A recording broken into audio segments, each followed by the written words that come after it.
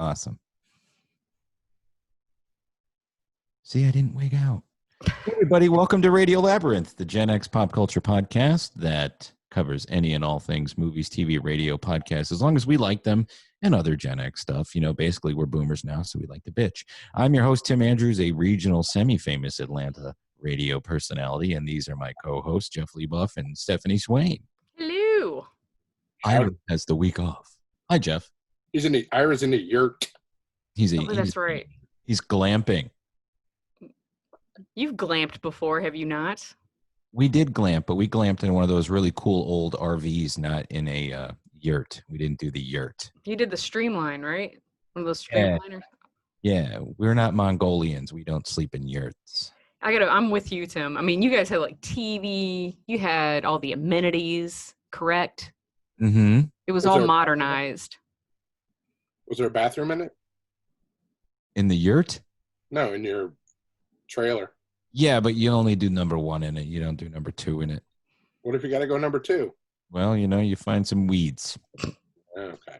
This is this is season 5, episode 24. We should have done all 24 and had Josh Warren on. No, we'll do that. That was my original thought. I said we either have Josh Warren on because it's episode 24, or we have Joe Galwa on to talk about what we do in the shadows because of the season finale next week. Right. Well, we have Joe Galwa coming up to talk about what we do in the shadows. And he's been on the show before. He's a really nice guy. He's very funny. And we'll find out what it's like to be a comedian in the time of COVID. Before we get started, I want to read. You guys mind if I read our sponsors? No, do it. All right. Radio Labyrinth is brought to you by Atlanta Pizza and Euro, which is now open for dine-in service with limited seating. Per the required precautions. Atlanta Pizza and Euro practices 6-foot social distancing whenever possible, and they sanitize the tables between every new set of customers. Isn't that cool? It is cool, and I saw a pic. I mean, they're pushing that distance to the limit. They want to be in that restaurant. There are people coming to dine in. I would eat. Like it was like some families that have probably been quarantining together, but still wanted to go out to eat. So right, they were, once. If you're sitting apart from everybody else, you're good because you've been with that group already. Yeah, I mean, what do you do? You're not going to catch COVID now that you're out at a restaurant together. And guys, don't worry about the salt and pepper shakers and stuff like that because they have single-use condiments available, including ketchup. That's it's fancy. You don't have that bottle with the crap out on the top. That disgusting stuff. Schmutz? Yeah, there's always schmutz on the top. I think it's called Flen, if you remember Sniglets, but I can't be sure. They are still providing takeout and curbside service for those who prefer that. And you don't have to pay ahead of time. So just go to their website, which is AtlantaPizzaEuro.com to order for pickup or delivery. Remember, Atlanta Pizza in Euro wants to thank everyone who has been supportive to them and other restaurants during these tough times for that entire service industry. And let's not forget our friend Brett Perkins, his business LDI Repro Printing of Athens. They have all your construction printing needs, commercial or residential. So, Jeff, what would construction printing be? Well, they print like blueprints and stuff, probably. Yeah, big-ass blueprints. Real big-ass blueprints. Mm-hmm. Well, they've been in Athens since 2005, and so that's 15 years if my addition is still up to par. And they have a fast turnaround and affordable prices, so call 706-316-9366, or you can email them at athens@ldiline.com. So thank you both for sticking with us through all this. We really appreciate it. As long as we're talking about that, let's talk about Patreon. We've had to update it a little bit because some states have decided they're not getting enough money for taxes, or they found a way to get into the internet and start screwing people. Awesome. So there's this new thing where you're getting taxed. So I went into the Patreon page and changed some of the levels. And because it's 50 states, Mississippi has a different tax rate than Georgia and Pennsylvania and New York. It's all weird stuff. And so there's certain ways of getting around it if it's a one-time donation. Who put the grid up there? I did. So did you pay attention to it or see what it said really? Yeah, like stuff like if you're getting extra episodes, like just exclusives for Patreons, Yeah. or if you're giving them merchandise like stickers or shirts or hats and stuff. Well, see, we're not doing that every single time. So every time you donate in a month, like if you donate 1 month at a level and you're new and you get the sticker and you get the shirt, right? Right. You get taxed on that maybe one time. I wouldn't want somebody to get taxed on that every single month. Right. Because So just take I was thinking you would just take whatever the highest state is. Like, isn't it 7% the highest? I guess, I don't know. So Is that just Hawaii? I don't know. Just take 7 cents off the thing. So instead of being $5, it's $4.93. Okay. So they're still getting charged $5, like they're used to, but Mm-hmm. now 7 cents or whatever is going to the taxes, and the rest is going to the Patreon. Well, 7% of $5 isn't 7 cents. You know, well, you know what I mean. You do. Oh, yeah, you know what I mean. You know what I mean. Yeah, you know. Hey, you know what I mean. All right, so here's the rundown real quick, and then we'll get on with the show. $1 monthly donation will get a thank you on the first episode recorded after you've signed up and listed in our weekly show notes. It's your very own digital thank you. $5 monthly level gets you to ask us or a guest anything, plus everything else. And once you get to the $10 donation, that's when you get the sticker. Send you the sticker, plus you get everything prior to that. And you'll also be able to submit songs to one of our themed Radio Labyrinth Spotify playlists. And each week we'll post a reminder of that for you on the Patreon page so you can submit your songs. $25 donation makes you an official Radio Labyrinth producer, and you get a top of the show credit in one of the voices that I do each week. And you get all the monthly and other rewards. You get a t-shirt as well. You get a t-shirt from our t-shirt store. All you got to do is go pick one out that you want and include that in your message when you sign up for Patreon. $50 and up donation makes you an official Radio Labyrinth sponsor. You will receive everything from the lower tiers, and you will get a live sponsor read at the top of the show. You can promote your business or just yourself if that's your sort of thing. Cool. By the way, Cool. Jeff Wade says cease and desist with using his artwork in your background there. I see you got your Toledo. I've ceased and desisted using his artwork, but I'm still wearing the hat. I'm gonna have to check with him. I got some artwork from Brian Silverback. You do? Okay, well, all right. But you have that up there right now? Yep. Oh, there you go. It's That back. loggerhead that's right there is coming out this month. So look Cool. out for that. Yeah. I'm not using a background this week because I want to see my microphone. I don't want it to be looking like I'm like, You're not using the annoying Windows Sun background? No. Well, I have that right behind me. So this week on the show, we're going to be talking with Joe Galwa, comedian and actor local here, finding out what's going on with being a comedian right now when you can't do anything. And we're also going to talk about our favorite episodes of What We Do in the Shadows, which wraps up probably by the time you've listened to this, it's either aired or it will air in a day or two. So we're going to talk about the first 9 episodes of the season. We're going to each pick our favorite 3 and kind of talk about why we like them. All right. And Steph, since you're not going to be on that part of the show, why don't you just go ahead and tell us your favorite episodes of the season? Oh, my favorite are Brain Scramblies. I know me and you and Jeff, we all love that one so much. The Return, Jackie Daytona, classic, and On the Run. I'm sorry, not On the Run was Jackie Daytona. The Return is the one with Nick Kroll and Count Rapula and Carol. Count Rapula. It's still the best name, Count Rapula. And On the Run, of course, features Mark Hamill as Jim the Vampire. I just don't. I can't believe in all this time that no rapper has ever used the moniker Count Rapula. No. I mean, it was just so. It's always been there. It's just been sitting there waiting for the taking. Right. Well, before we get to that, Steph, you want to do some news?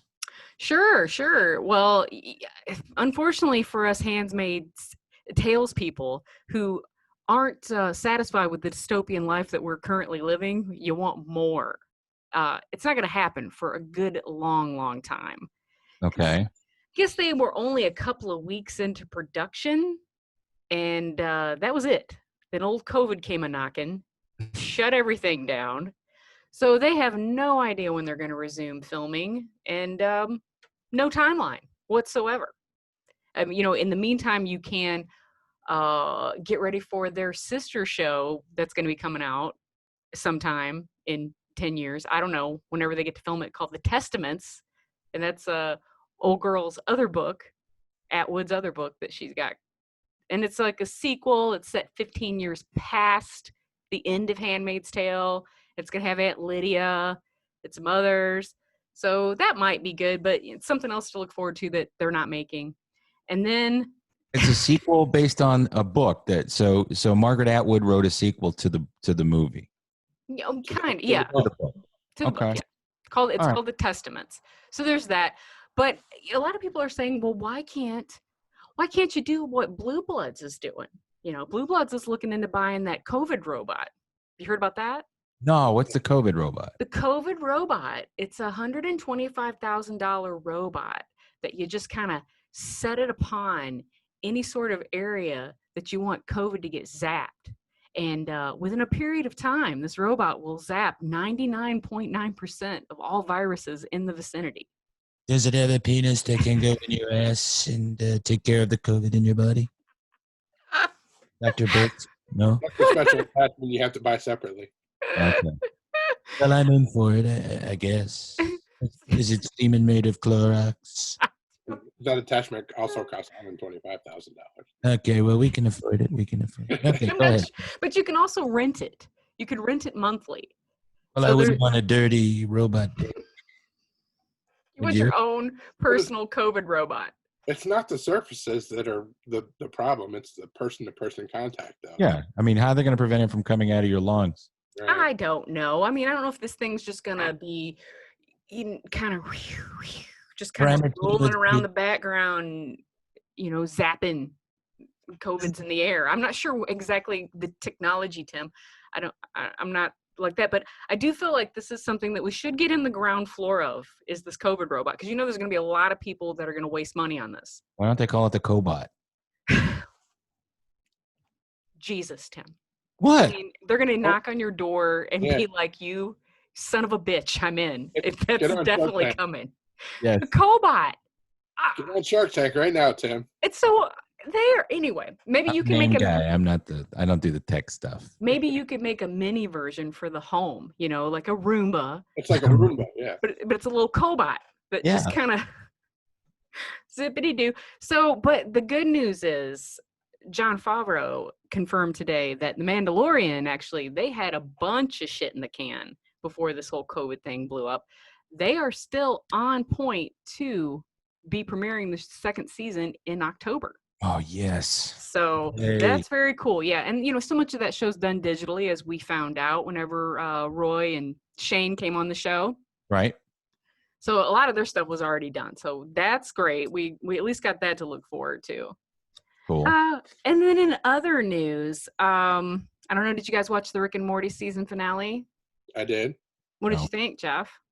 I've been wondering about if Beth was a clone or not for a while. Yeah, and a lot of fans were after the season 3, because they kind of made it, but they didn't tell you whether or not she was. And this confirmed that, yes, the current Beth that was living at home was indeed a clone. And the real Beth was out in space fighting the Galactic Federation. And then she finds out that she's got this bomb in her neck. And so she comes home to confront Rick. And Rick actually doesn't remember which one's the real Beth. He kind of wiped his brain so that he wouldn't know which one was the real Beth.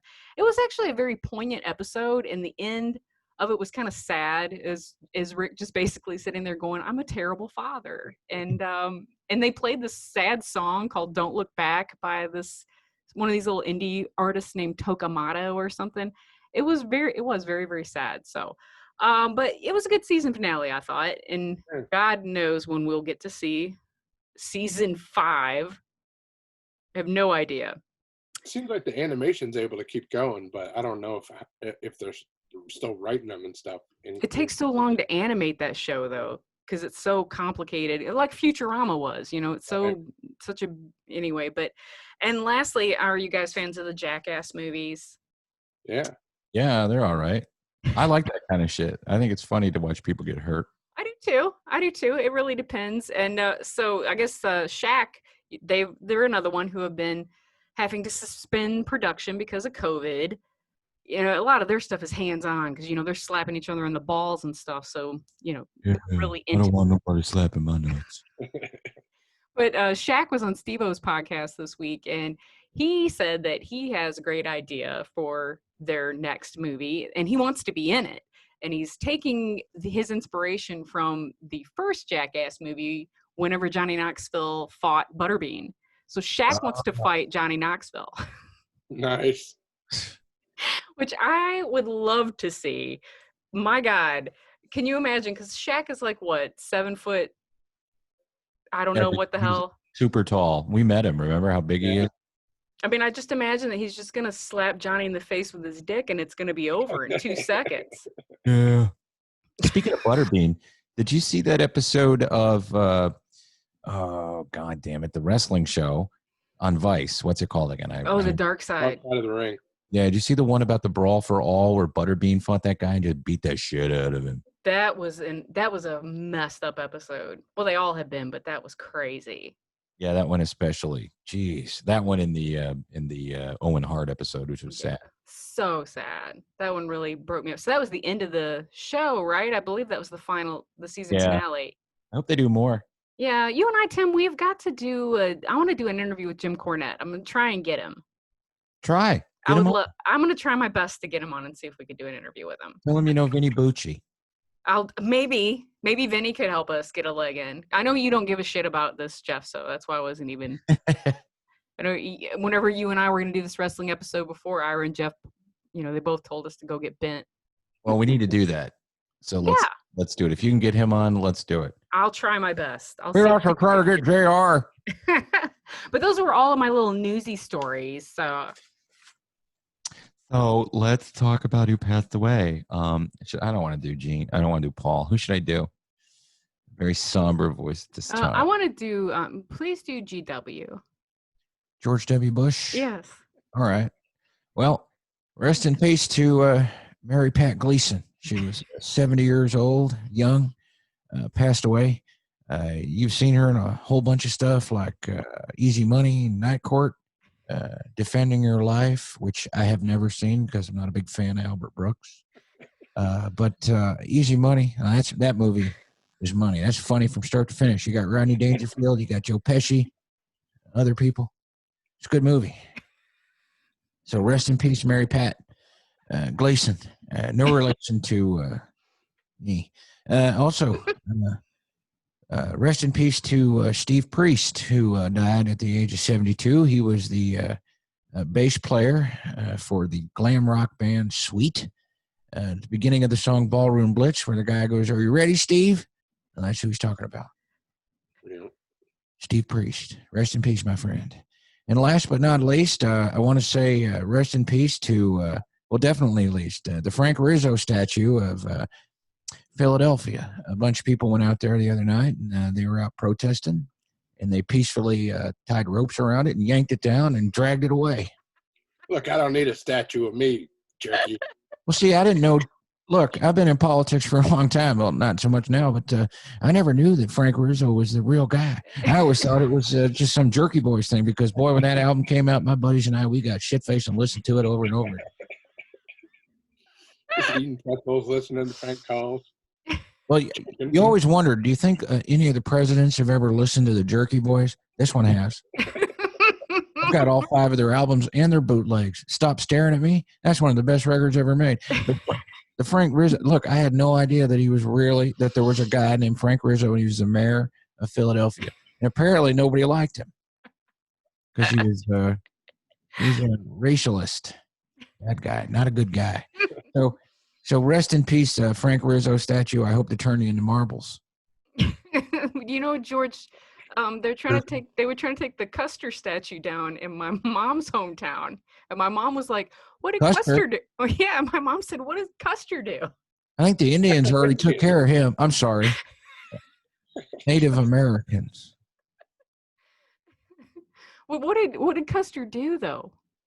Well, Custer was a Civil War general, and he fought for the North. He was a cavalry officer, and he was he did stuff out west with the Union Army. I don't see any reason why they would need to take it down. He was an Indian fighter. I'm sorry. First Peoples. What are you supposed to say? Custer was, he was a bad guy. He went nuts. He tried to go into Little Bighorn and wipe out all the Sioux. Well, guess what? They were behind him. They wiped him out. Yeah. If you'd like to see a good movie about that, watch Little Big Man with Dustin Hoffman and Chief Dan George and Faye Dunaway and Martin Balsam. A lot of good people in that movie. Now check it out. It's pretty cool. I wish we could do a segment every week with you where you gave us a little history lesson. I'll give you a history lesson. I'm big in history. I love history. I would love to hear George W.'s take on history every week. I think that would be great. You surprise me with a question, and I'll answer it for you. I don't want to know ahead of time because I'm a genius when it comes to history. All right? Perfect. Okay.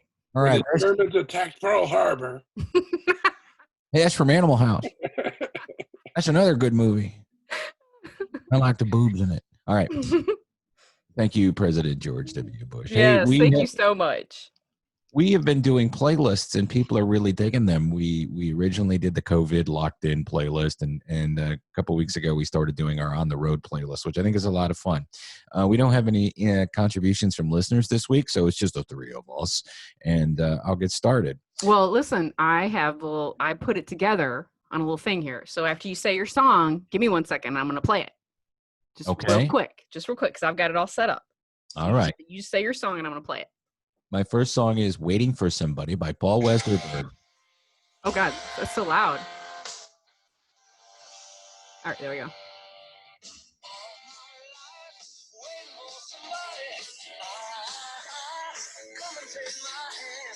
That's from Singles, right? Yes, it's from the movie Singles. He put out 2 or 3 singles, but they were released on radio, and I think Waiting for Somebody actually made it in the top 30. It's probably the farthest any Paul Westerberg songs ever made it.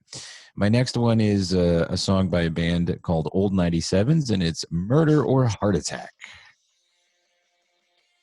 You guys know this song? You know this band? I hadn't heard it. This was new for me. All right, you can stop it. And okay, sorry.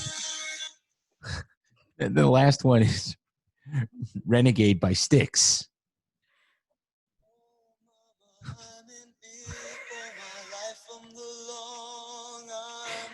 This is your radio road trip and music. Cool.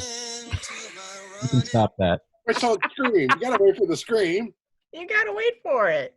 Well, the reason I like I've been listening to a lot of Styx lately because a couple of weeks ago Dennis DeYoung was on Gilbert Gottfried's Amazing Colossal podcast, and he's a real cool dude, a raconteur. Yeah, I liked all your songs, Tim. You did. I did. I enjoyed them all, actually. I like songs, Tim. Jeff, why don't you? Mine. My first one is "Fast Car" by Tracy Chapman.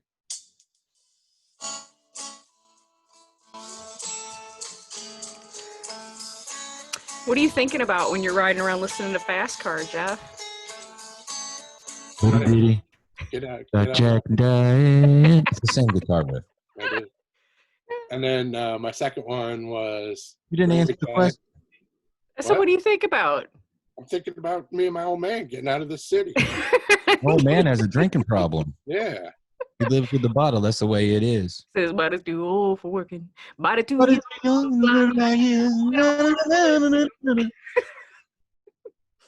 My second one was Graceland by Paul Simon. That's a great song. That is a good song.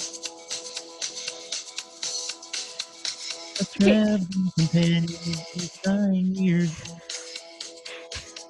The son of my first marriage. You can't get mad when you listen to Graceland. And my third one was Love Shack by the B-52s. That's a great song to listen to when you're on the road. This is a song, when it comes on at work, I want to put a shotgun in my mouth. Why? I don't know, but it makes work so much worse. What radio station plays Love Shack, or do you guys listen to Spotify? Oh, no, we don't listen to Spotify. We have we've got a Sirius for Business account. And they play Love Shack. Okay. They'll throw Love Shack in there, depending on the station. And it's just one of those songs where if you thought that there was any other place darker than hell, it's Work with Love Shack playing in the background. You should find the Slayer mashup with Rock Lobster and just start playing that at the office. I'll do that. I'll definitely do that.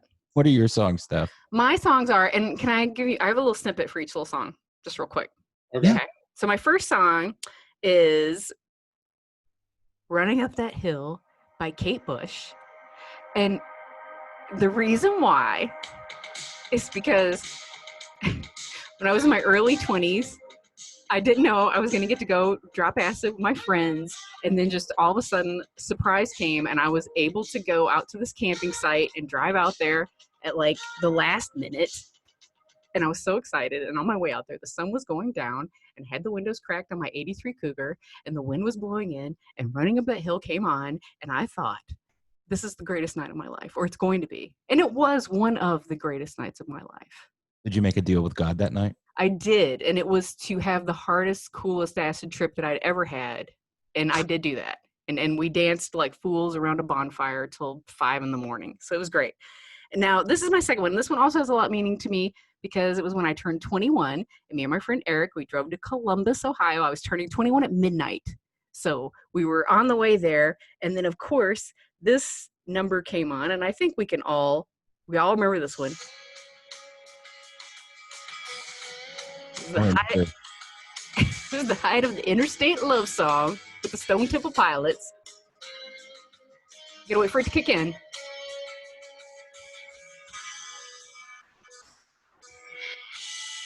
'97.7 The Edge, York, Custer, York, Gettysburg. Yeah, those were good times. I couldn't drink until midnight, but then when I did, I drank as much as I could till 2 a.m. and ended up throwing up on the side of the freeway on I-75 at 3:30 in the morning. It was great. And all right, before you finish, from now on, we all have to have a reason why we picked the song. Thanks, guys. Did that add to it? Right? Yes, of course. Okay. Well, and then my third song is, this is a song, if I'm sad, if I'm leaving work and I'm depressed or whatever, I try to listen to this song. This is one of my songs that gets me back up again, because you just can't be mad when you listen to it, and it just makes the drive much more fun. It's Stomp by the Brothers Johnson, produced by the great Quincy Jones. It's impossible to be upset when you're listening to freaking Stomp. It's a jam.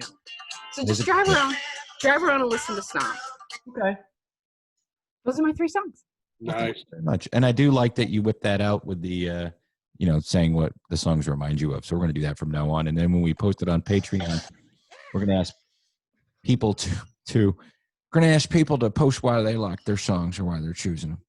Yeah. Hey, we got to wrap up here relatively quickly. So we're going to do our what we watched and staff picks. But before we get to that, congratulations to Mike TV for reaching their 50th episode, guys. Good for them. They're ready to talk all things TV. Lisa and Dean are discussing the latest TV news, reviewing shows that have been renewed and delayed, giving feedback on what they've been watching, and giving each other homework assignments, and discussing Lisa's latest obsession, which is in a new segment called Parks and Recommended. They cram a 1-hour show into 1 hour and 40 minutes, so you don't have to – what? Oh. They cram 1 hour and 40 minutes into 1 hour. They're very thorough. Just know this. Keep it thorough. Another thing, Jeff mentioned him earlier, Brian Silverback's Loggerhead comic was supposed to come out a little earlier. Got delayed by everything. Yeah, but it is coming out, so we might be talking to him in the near future, but we'll be certainly happy to promote it for him when it comes out. To me, it looks like this comic book store that in Tucker never bothered closing. All right, so the one show that I got obsessed with this week, and it was just last night, I said, I'm going to try to watch this. You guys have both watched it, I think. I've watched a couple episodes. Steph's Hollywood on Netflix. I had no idea what to expect. Actually, I did have an idea what to expect because I read the book that it was based on, and It's an interesting show, and I had no idea. I wasn't real. I was following it, thinking it was going to be biographical about the guy who wrote the book, but it's not. It's the lives of. Yeah, it's fictional, but it's sort of the lives of other people who are trying to make it into Hollywood. And the cast is great. The writing is really, really up to snuff, and the scenery and the props and everything. They do a very good job, I think. Did you guys feel that same way, or you guys like it's too much? He really took advantage of that Netflix money. Yeah. Yeah, I finished it. Yeah, I watched it pretty quickly. Now the last episode, I will tell you, is very fluffy. Mm-hmm. He Tarantino's it. Ryan Murphy does. He Tarantino's it in a way that this is how he wishes reality would have been in the 40s. And obviously we did not get there. I mean, we're just now getting there now. So in his idea, this is how great things would have been had this started happening in the 40s. Well, if you really are interested in watching Jim from The Big Bang Theory give Rock Hudson a blowjob, this is the show for you. If he doesn't get nominated for an Emmy for his part in this series, as the agent. Oh my God, he's such a piece of shit, Tim. But I just saw the second episode and it's really good. Bazinga. But yeah, I could tell right away. I mean, this doesn't remind me of Jim. No, not at all. I mean, he definitely. I didn't realize what a great actor he was truly until I saw him in this show. Well, good. You guys validated me, and thank you. And my staff pick is this most recent episode of, again, Talking Sopranos. Sorry, guys. But they interview people who were connected with the show, not just actors. So you have casting agents Sheila Jaffe and Georgianne Walken, who is Christopher Walken's wife. They cast the show, and you'll find some surprises, a lot of people that you didn't expect that were going to do different roles here and there. And so it's an interesting thing.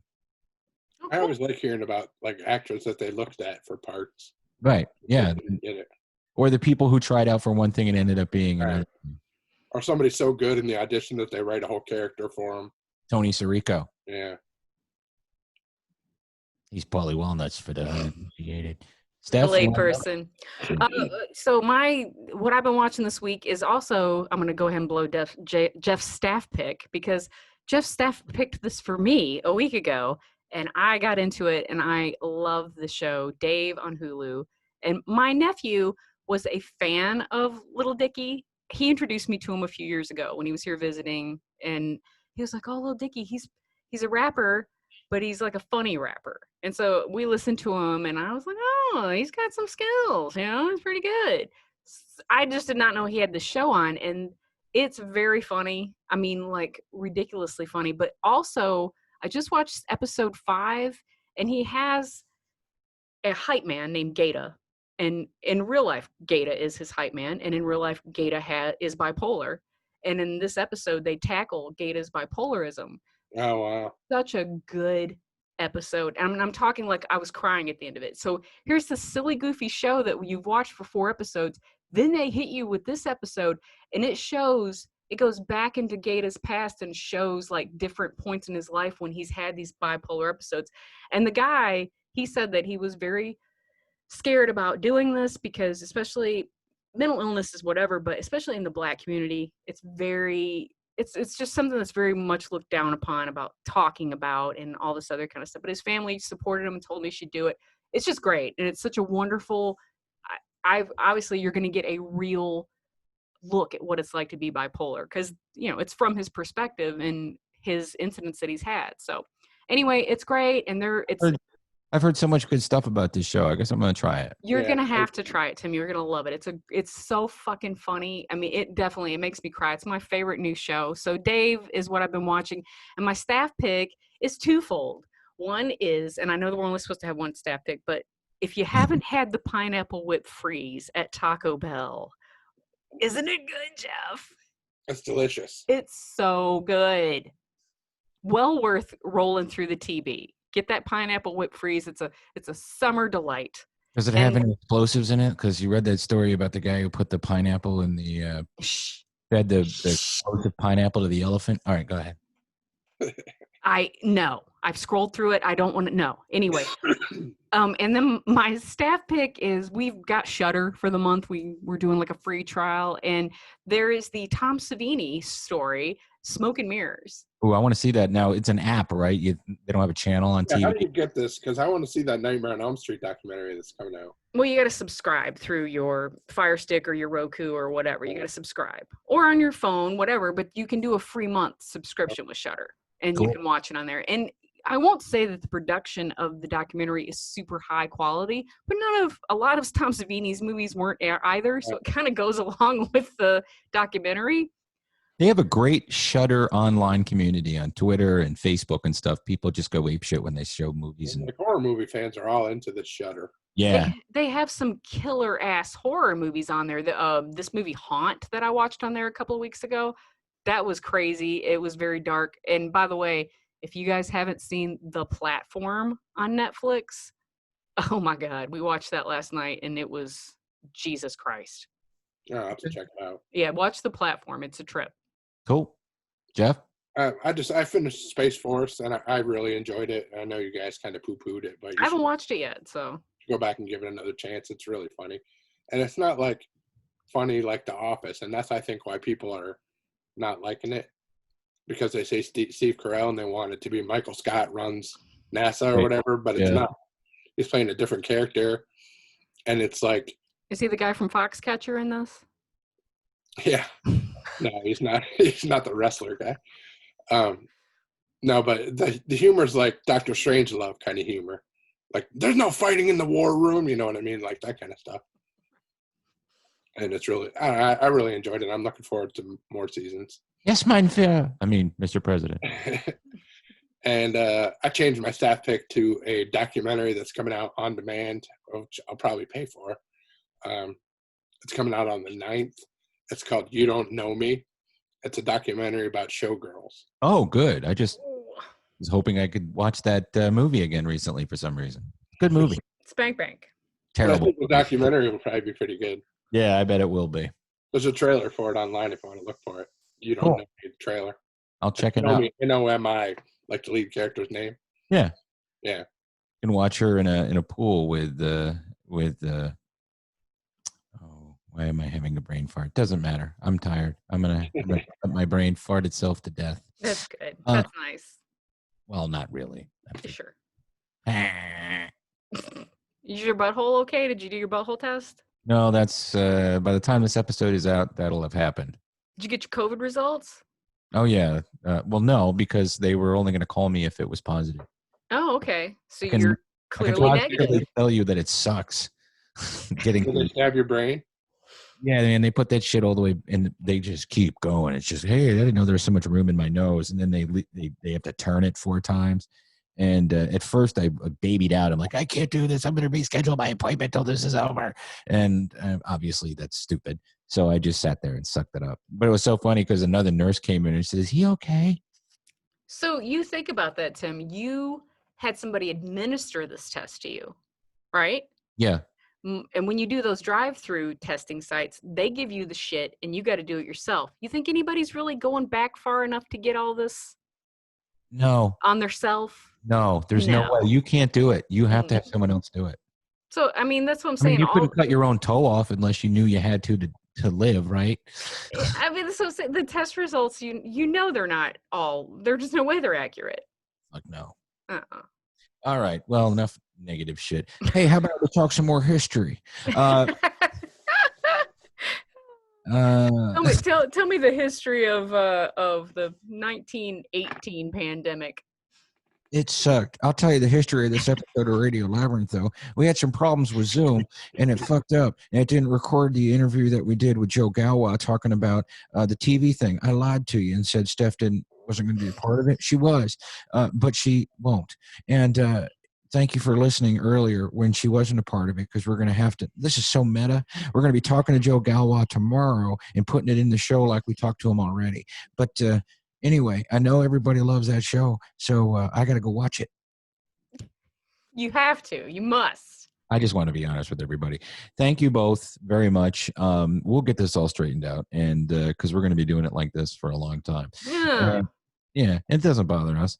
And we'll talk to you next week. Until that time, please remember to Keep it jamming. I'm asking Joe what time's good for him tomorrow.